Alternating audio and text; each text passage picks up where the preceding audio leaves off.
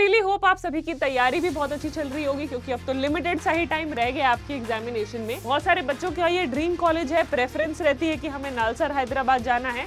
तो ये third best law school है in the country. CLAT UG 2025 में जो आपका रैंक आएगा वो डिसाइड करेगा कि आपको नालसर हैदराबाद मिलेगा या नहीं। तो पिछले कुछ सालों में यहाँ पर रिसेंट जो प्लेसमेंट्स हुई हैं वो हुई हैं on an average 17 to 18 lakh, which may go on up to 35 lakhs. Hello my lovely students, a very warm welcome to today's session. I hope all of you are doing absolutely fine and ready to begin with the session. And I really hope आप सभी की तैयारी भी बहुत अच्छी चल रही होगी, क्योंकि अब तो लिमिटेड सा ही टाइम रह गया आपकी एग्जामिनेशन में। तो इसी सब में ये भी जानना जरूरी है कि आपके जो ड्रीम कॉलेजेस हैं, क्या उनका एलिजिबिलिटी क्राइटेरिया है, कितनी सीट्स हैं उनमें, या कितनी वहां पर कट ऑफ जाती है जनरली उस पर्टिकुलर कॉलेज के लिए। तो आज हम बात करने वाले हैं नालसार के लिए, जहां पर बहुत सारे बच्चों की ये ड्रीम यूनिवर्सिटी है। बैंगलोर के बाद जनरली सेकंड प्रेफरेंस भी रहती है नालसार हैदराबाद, या कई बच्चों की फर्स्ट प्रेफरेंस भी है नालसार हैदराबाद। तो आज हम नालसार के बारे में वो सारी चीजें जानेंगे जो आप सभी लोग जानने के इच्छुक रहते हो, या आप लोगों को पता होनी चाहिए अगर आप वहां पर जाकर एडमिशन लेना चाहते हो। उसका फीस स्ट्रक्चर क्या है, या वहां की प्लेसमेंट या पैकेजेस कैसे रहते हैं, और इसके साथ साथ यहाँ पर कौन कौन सी कंपनियां जो आती हैं जहां पर जनरली यहाँ से प्लेसमेंट्स होते हैं। तो वन बाय वन अब हम सारी चीजों को आज के इस सेशन में कवर करने वाले हैं। तो सबसे पहले जानते हैं नालसार के बारे में ही। तो नालसार की अगर हम बात करें, जिसको हम NLU हैदराबाद भी कहते हैं, ये 1998 में जो है ये यूनिवर्सिटी एस्टैब्लिश की गई थी, and it was well established law school in Hyderabad. It's recognised by NAAC, यानी कि NAAC रेटिंग के हिसाब से भी ये एस्टैब्लिश्ड है, रिकॉग्नाइज्ड है, and it is also approved by UGC, BCI, AICTE। BCI is your bar council of India, ठीक है। अकॉर्डिंग टू 2023 NIRF रैंकिंग्स में ये कहाँ स्टैंड करता है? NALSAR Hyderabad is the third best law school, ठीक है। तो बहुत सारे बच्चों का ये ड्रीम कॉलेज है, प्रेफरेंस रहती है कि हमें नालसर हैदराबाद जाना है। तो ये थर्ड बेस्ट लॉ स्कूल है in the country. They offered various programmes. अब यहाँ पर कौन कौन से प्रोग्राम्स ऑफर किए जाते हैं, या कौन कौन से कोर्सेज यहाँ पर ऑफर किए जाते हैं? तो BA LLB ऑनर्स, LLM यानी कि जो पोस्ट ग्रेजुएशन है लॉ में, MPhil law and PhD law. So these are the 4 kinds of courses that are offered in the Nalsar Hyderabad. To get into BA LLB honors, you need to take the CLAT UG exam, while for LLM you need to take the CLAT PG exam. तो जितने भी बच्चे अभी BA LLB honors करना चाहते हैं, यानी कि 12th के बाद डायरेक्टली 5 ईयर लॉ करना चाहते हैं, और अगर उनको नालसार हैदराबाद में जाना है तो उनको CLAT UG का एग्जाम देना होगा। और इसके अलावा अगर कोई बच्चा LLM करना चाहता है वहां से नालसार हैदराबाद से, तो उनको CLAT PG का एग्जाम देना होगा, ठीक है जी। अब इसके बाद आगे चलते हैं, एलिजिबिलिटी क्या है अगर आपको वहां पर एडमिशन लेना है। एक चीज तो क्लियर होगी, आपको क्लैट यूजी का पेपर जो है वो देना होगा। इसके अलावा वहां पर एलिजिबिलिटी क्राइटेरिया क्या है? Eligibility as per CLAT 2025 notification, to be eligible for admission under the resident student of Telangana category seats, in addition to complying with the eligibility of CLAT 2025, candidate must fulfill the following conditions and must secure appropriate rank in order of merit in CLAT 2025। यानी कि वहां admission का जो criteria है, जो main criteria है, वो है आपके क्लैट में आप कितना अच्छा स्कोर करते हो। क्लैट यूजी 2025 में जो आपका रैंक आएगा वो डिसाइड करेगा कि आपको नालसर हैदराबाद मिलेगा या नहीं। तो अब जो ये लिमिटेड सा टाइम फ्रेम बच गया है, इसको बेस्ट यूटिलाइजेशन इसका करो।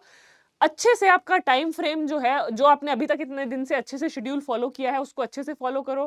टेस्ट दो, रिवीजन करो, एनालाइज करो कि कहां पर क्या गलतियां हैं, ताकि आप वो फाइनल टेस्ट में वो गलतियां ना करो। तो नालसार के लिए सबसे पहले तो आपका क्लैट यूजी का स्कोर बहुत इंपॉर्टेंट रहने वाला है। और अगर हम बात करें for admission to 5 year law, यानी कि BA LLB ऑनर्स में अगर आपको एडमिशन लेना है, a student who after studying in the state of Telangana for 4 consecutive years appears for qualifying examination in the Telangana state, or a student who has in previous 7 years resided in the state of Telangana for at least a period of 4 years। यानी कि ये हो गया जो वहां पर domicile है।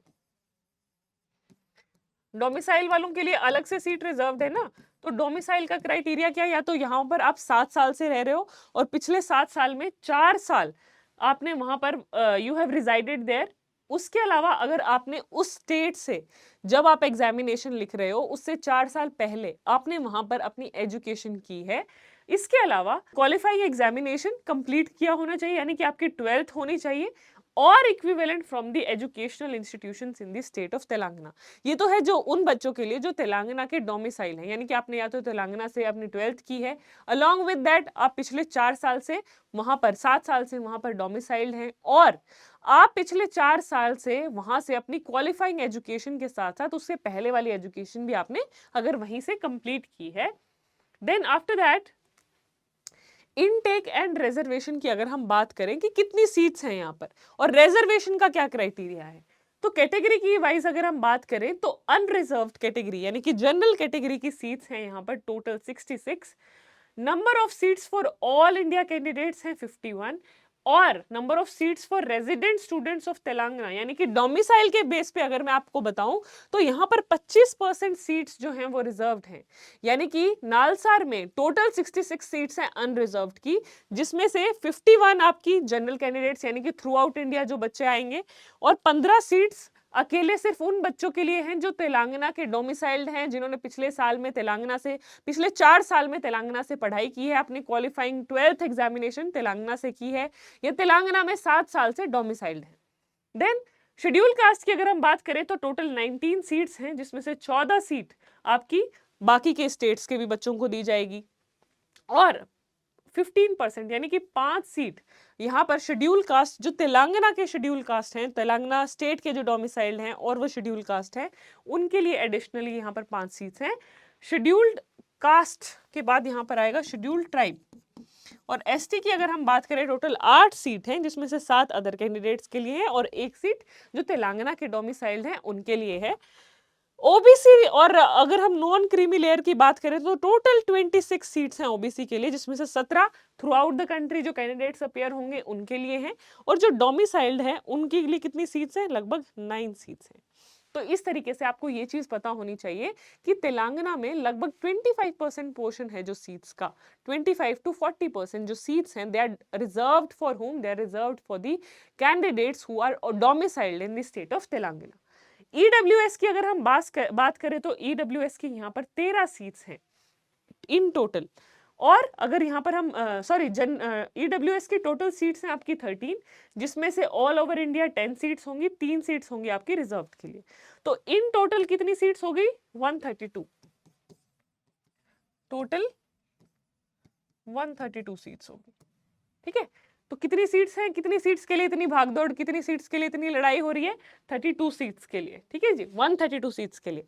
चलो प्लेसमेंट और पैकेजेस, ये बहुत इंटरेस्टिंग कॉन्सेप्ट है, टॉपिक है, सभी के इंटरेस्ट का टॉपिक है कि चलो हमने पढ़ाई कर ली, एडमिशन ले लिया, या हम क्यों क्लैट से ही इन एनएलयूज में एडमिशन लें, ये सवाल आता है। बच्चों को ये भी लगता है यहाँ पर फीस भी बहुत ज्यादा है, आम जो हमारे प्राइवेट कॉलेजेस हैं या दूसरे गवर्नमेंट कॉलेजेस हैं उनसे कहीं ना कहीं यहाँ पर फीस ज्यादा देखने को मिलती है। बट यहाँ पर बच्चे क्यों चूज करते हैं क्लैट के थ्रू इन एनएलयूज में जाना, बिकॉज यहाँ पर लुक्रेटिव आपको जॉब प्लेसमेंट्स मिलती हैं, अच्छे पैकेजेस मिलते हैं। अगर मैं रीसेंट ट्रेंड्स की बात करूं तो पिछले कुछ सालों में यहाँ पर रीसेंट जो प्लेसमेंट्स हुई हैं वो हुई हैं on an average 17 to 18 lakh, which may go on up to 35 lakhs। तो इस तरीके से यहाँ पर लुक्रेटिव जॉब ऑफर्स यहाँ पर बच्चों को मिलते हैं। कौन कौन सी कंपनीज आती है, Amarchand and Mangaldas, Luthra and Luthra, ICICI, ठीक है, Khaitan, Allen and Overy, Jyoti Sagar associates. तो ये सारी कंपनी जो हैं जनरली प्लेसमेंट्स यहाँ पर आप अगर नालसर हैदराबाद में आपका एडमिशन होता है तो you will be lucky to part of such reputed organisation, और यहाँ पर भी आपकी प्लेसमेंट हो सकती है। और अगर जैसे कि प्लेसमेंट के बारे में मैंने आपको बताया, on an average 18 to 24 lakhs का पैकेज यहाँ पर बच्चों को देखने को मिलता है, जो रीसेंट ट्रेंड्स हैं उनके हिसाब से हम बात कर रहे हैं। ठीक है जी, so that is all about NALSAR. Important headlines guidelines मैंने आपको बता दी है।